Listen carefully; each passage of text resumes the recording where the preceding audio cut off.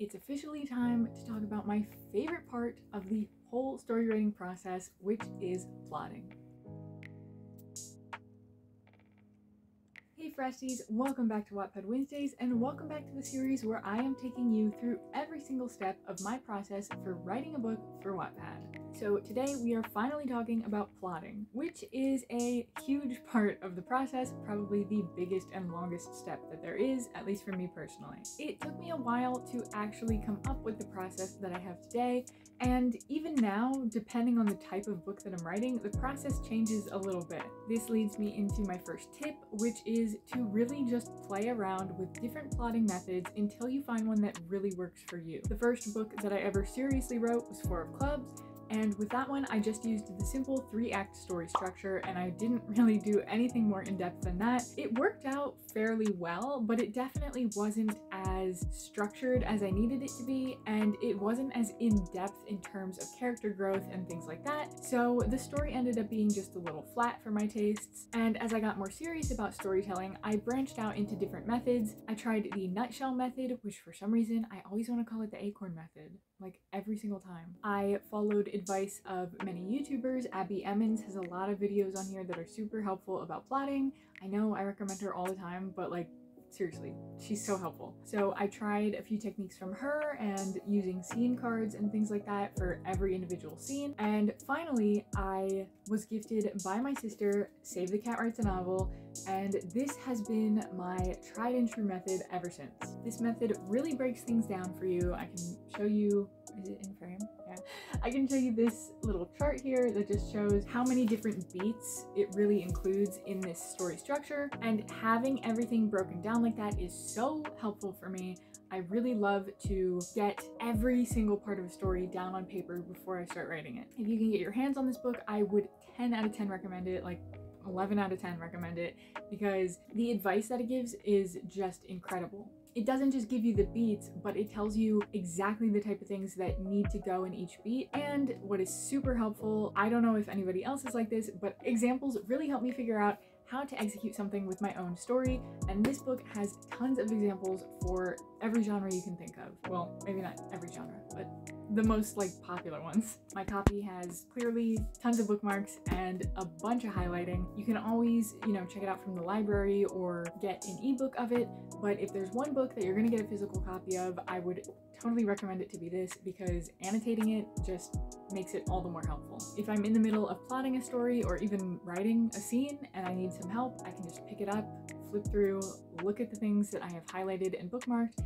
and it's just going to give me the information that I really need to get me where I need to be going. For me personally, using the Save the Cat method, I like to do one very sort of loose outline first, get the bare bones down, everything that I know so far, plot it very loosely. Some of the elements are probably going to be not very fleshed out, like the fun and games section, as it's called, which is a huge part of Act 2, is filled with a bunch of little scenes, and those sort of details are not going to be something that I usually have figured out right when I am at the beginning process of plotting my story. That's something that usually comes a little bit later. So after my first loose outline, I then go back and add more details, filling in all the blank spots, and I comb this outline over numerous times before moving on. Now, if I have a subplot of sorts, usually coming in the form of a side romance between two side characters, I will plot this separately. The outline that I use for this is not Save the Cat. It is not that in-depth at all. It's more so just a list of scenes and things that need to happen between these two characters to actually make their romance flourish. And this is just an example. You could do this with really anything. Like, I'm trying to think of an example for a side plot besides a side character romance, and I'm seriously drawing a blank, because that's just what I always revert to. Whatever your side plot is, I'm sure that this method can be helpful for it. As long as it's not integral to the main character and their growth, then it probably doesn't need to be in the main outline, and you can probably put it on a shorter, less structured outline that just has a list of things that need to happen in order. And then when I am ready to move on and I have my Save the Cat outline and any side plot outlines done, I can put them both together in the next final outline that I do, which is my chapter by chapter outline. Obviously, I know that this is not going to be necessary for everybody, but as part of my process, it is very integral. And now that I've started doing this, I cannot imagine trying to write a story without doing this. So basically what I do is I take these two outlines and break them down into chapter-sized pieces, which if I am writing a book specifically for Wattpad, I usually tend to do more chapters with less words per chapter. My average, I would say, is around 1,500 words. Sometimes this can go all the way up to 3,000 words, but typically not more than that. I find that readers are usually pretty comfortable with this amount, but I mean, it varies for everybody and you're not gonna be able to please everybody. I've had some people say my chapters are too short, but I just like to break them where it feels natural without overloading a chapter and making it into like a huge chunk of reading that somebody might not want to read all at once. I think a big perk of reading on Wattpad is that you don't have to read a big chapter at once like in a typical book. The chapters are usually more bite-sized, so if you only have 7 minutes or so in your day, then you can just go ahead and read one chapter and save the rest for later. Now, also in this chapter by chapter outline, I like to keep track of what I call my timeline, which is basically just the date that everything happens on. Before I write down the actual chunk of what happens in that chapter, I'll write down a little note of the date. The reason I do this is that it prevents me from continuity errors. You know, if I have it in chapter 1 that it is mid-October and then 5 weeks go by, but the weather hasn't changed at all, that's an issue. So every time that the day changes, I just jot it down, and that way I know how to write the weather and things like that, you know, any holidays that might be happening. Obviously, if a story is taking place in July and I want there to be a scene that takes place on Halloween, there's gonna have to be some time passage going on. Then, like I said, I just write down from my Save the Cat outline and my side outline anything that needs to happen in that chapter. And this, again, is the first part of the process for this bigger outline, so I will come through it a few more times and add a few things that I will attend to in later steps. All of this is just so that I have, when I sit down to write, an outline of exactly what is going to happen in that chapter, and I don't really have to think at all. I just have to put myself into the scene that I have already planned out and just write it. Now, when I am done with this first draft of my chapter by chapter outline, the most important thing that I go through and make sure that I have is a clear character arc for my main characters.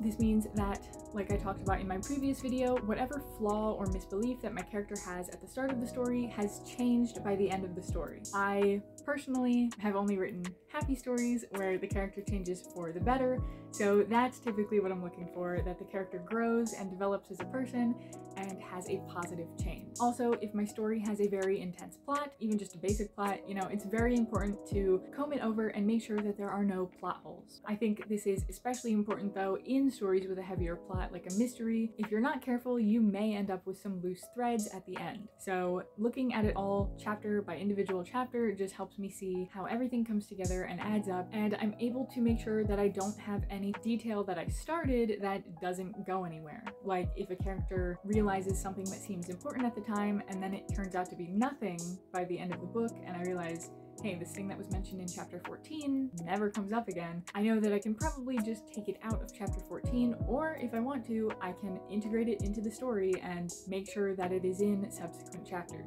And of course, I'm making sure that everything in the story, every scene, every chapter has a purpose, whether it's for the external plot or the internal plot of the character arc. When I was first starting out on my writing journey, I think that I was very guilty of doing the occasional filler chapter that really didn't have that much to do with anything. It was just sort of characters interacting with each other. Maybe there was a little bit of relationship growth, but overall the chapter was not that important to the story, and I really try to avoid that now and make sure that everything is important, because otherwise your readers may feel like they're wasting their time and like they just read a bunch of nothing.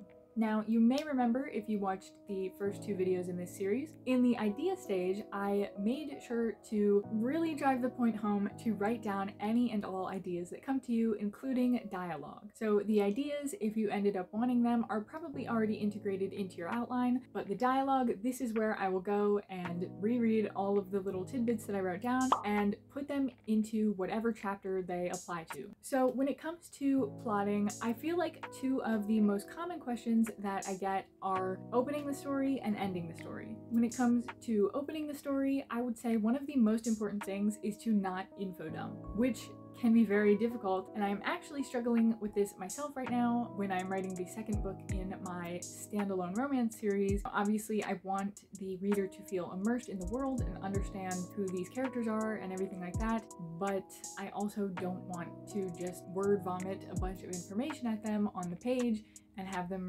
reading through all this description of like, oh, these characters live here and these characters are related and this character does this for work. You know, it's not very fun. I think that it's important for there to be a healthy balance of information about the character's world and life, as well as an actual scene that needs to be going on that draws you into the character and helps you understand a little more about their psyche rather than just what they do for a living and where they live and stuff like that.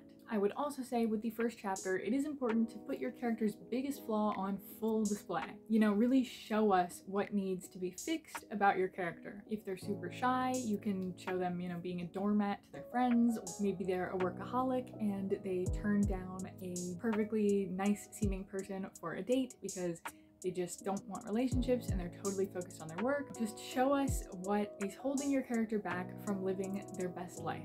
And again, for ending the story, I say kind of do the opposite. Show your readers exactly how your character has grown.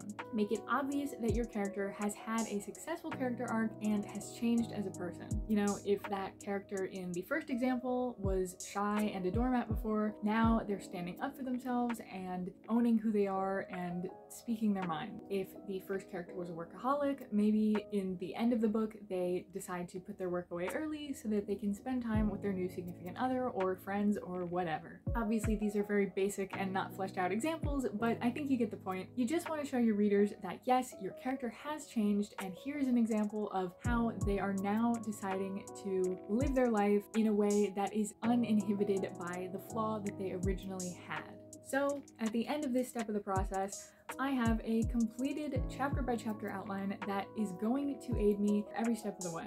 This part of the process does take a long time, but it makes it so that the writing part of my process doesn't. I never have to be confused during my writing process because all the questions that I could possibly have already really been answered in this mega outline that I have prepared for myself. I don't have to worry about any time inconsistencies or plot holes because I have combed through the story to make sure that that does not occur. And most importantly, I have a character who shows clear growth throughout the story, and I have a plot that is going to keep my readers engaged. Again, I think the most important tip that I gave was the one that I said right off the bat, which is to really test out different plotting methods to find one that works for you. I, with my current series of romance books, have actually meshed 2 plotting styles together with the Save the Cat method and Romancing the Beat method. So, you know, maybe one of these isn't going to be your cup of tea and you need to sort of Frankenstein one together of 2 different styles, or maybe you just need to come up with one all on your own. It's a matter of just trying different things out and seeing what works for you.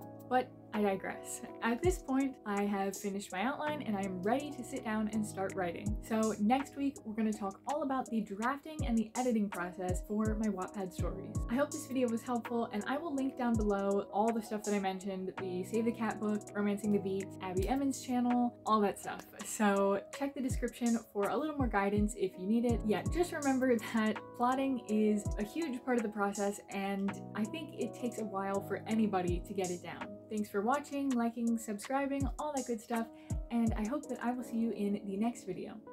My bangs. I'm gonna sue somebody, myself, for sleeping on them the way that I did. Not in a metaphorical sense. I mean, like, I literally slept on them, and now they look like this.